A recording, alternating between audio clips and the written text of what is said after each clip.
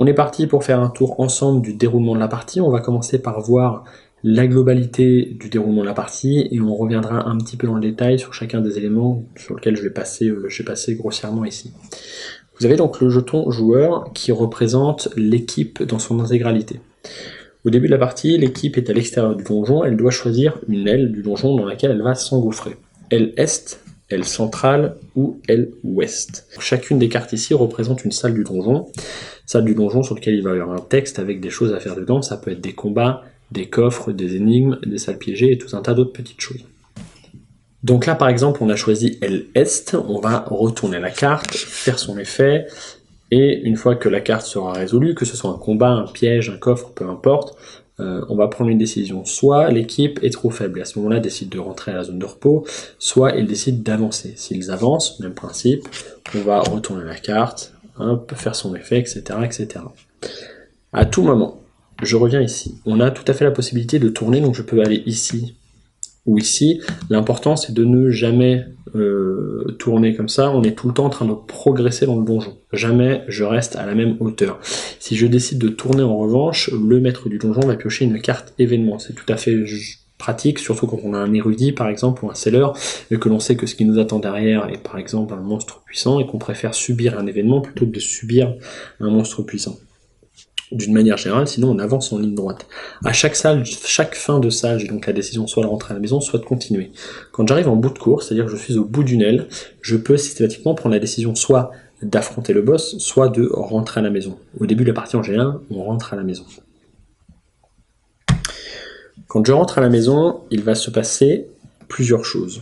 En premier, le maître va prendre autant de cartes de donjon que ce qu'il y a de joueurs. On va supposer ici qu'on est 4 joueurs et donc il prend 4 cartes. Donc il prend celle qu'il veut, qu'elle soit retournée ou pas.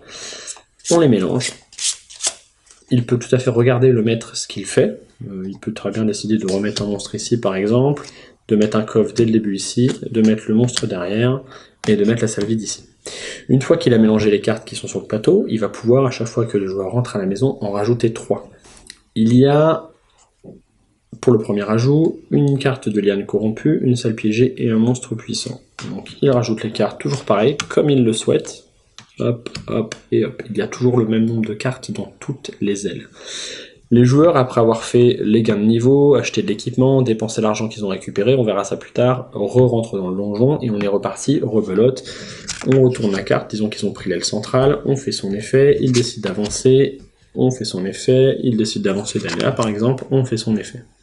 Il re-rentre à la maison, le MDD reprend 4 cartes, remélange, re-rajoute 3 cartes. Le prochain ajout sont marqués toujours pareil dans le manuel, il s'agit de l'énigme, du coffre unique et de la salle spéciale, donc celle qui est liée au boss.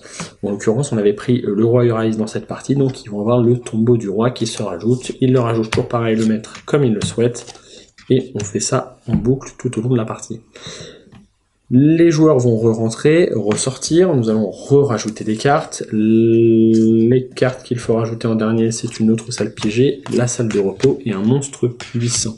Une fois que le donjon est plein, les joueurs ont le droit à un dernier aller-retour pour récupérer de l'équipement, récupérer de l'argent, gagner des niveaux, à la suite de quoi ils seront obligés d'aller au boss. S'ils n'arrivent pas à l'atteindre durant leur traversée, la partie est terminée, sinon lorsqu'ils sont arrivés au bout, ils affrontent le boss. Déclenchant donc le combat final qui se soldera soit par la victoire du maître, soit par la victoire des joueurs.